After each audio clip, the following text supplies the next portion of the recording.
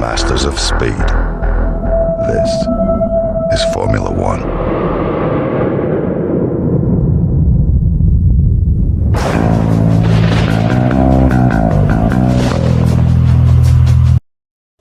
Welcome guys, so we're back at Brazil with another setup video. Let's go and see what we've got going on here then. So I've gone with 4230.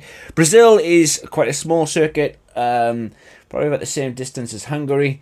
And yeah, you need a high downforce circuit, especially for sectors 2, 3, especially the long right-hander, which I think is turn 6.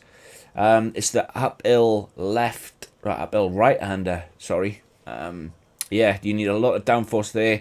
And if you go, obviously, full beans, you will still lose the rear of the car. You need so much stability around the rear.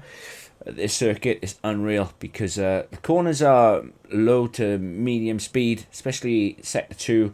And then you've got, obviously, the long left-hander, downhill left-hander, into the end of sector 2.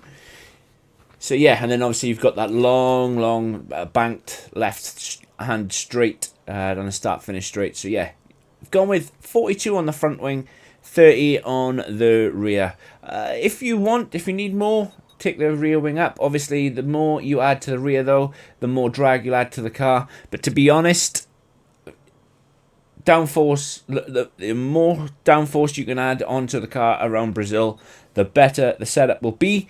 But obviously it will cause a lot more drag, so just be mindful of this. The center S's as well is quite a tricky part of the circuit to navigate. Brazil relies a lot on mechanical grip rather than anything else, and yeah, it's a difficult circuit. But when you master it, you'll be absolutely flying. Onto the transmission then. I've gone with 55 on diff, gone with 45 off diff, 100% engine braking, because obviously you need the maximum battery recharge. Not just that, if you feel that you need better traction out of the corners, I've done a video on ERS and tyre management. Go and have a look at that. It'll explain a lot more on how to be better, how to curb wheel spin, how to look after your rear tyres better. Obviously using battery as well. But if you feel the need to turn the diff down, by all means drop it down to about 35%. But for the sake of this setup, I've gone with this.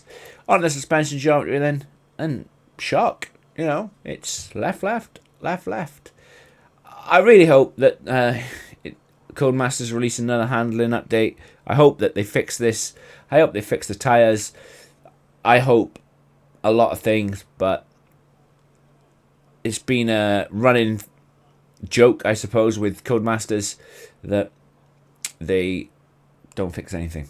Or they try to fix one thing and then break other things. But yeah. On the suspension then.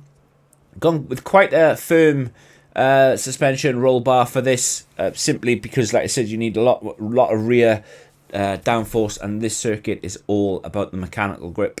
So I've gone with 41 on the front suspension. Gone with 6 on the rear suspension. By all means, if you need more firmness in the rear, take it up. Wouldn't recommend going any higher than 10. But for the sake of this setup, I've gone with 41.6 on the suspension. Gone with the firmest or the stiffest roll bar on the front. And then I've gone with pretty much the stiffest. You can run 2021 is what I'm trying to say.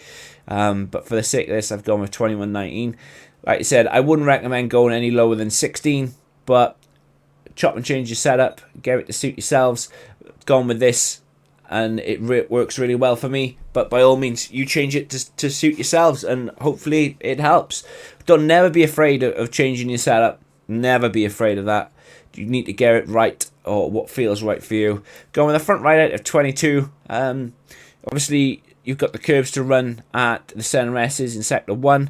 I think it's turn 4, which is the left-hander at the end of the DRS straight. You can ride that one a little bit. I wouldn't get too cocky on the curb though, because it will spit you out.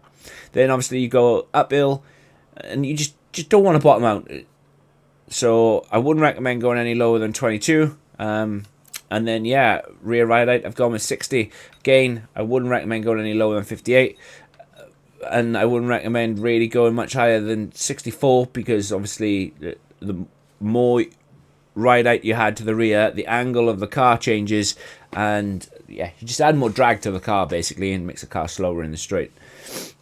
You know, with the high wings you've already got, you want to try and negate as much drag as possible. Onto the brakes then. I found that this is the sweet spot for me. 90, 97, 98 on the brake pressure, and then obviously I've gone with 56% on the brake bias again, whereas before the handling update it used to be 154%. Now it's 98 and 56. But yeah, be aware that when the tires do wear, they get past like about 20%. Lock-in is increased obviously due to lack of tire rubber. So I do find that I move it back to 57. I never go above 57, not really, simply because the more you go towards the front of the car, the increased load on the front wheels, front brakes, and obviously the more front lock-in happens rather than rear lock-in. But yeah, nobody wants to rear lock, simply because 1, you lose time, 2, you can cause a massive crash and just ruin your race, or 3, you can just spin off into a wall and DNF, and nobody wants that. And then lastly, tyres then. Shark, I've gone with pretty much the highest pressures, and that's it. That's Brazil.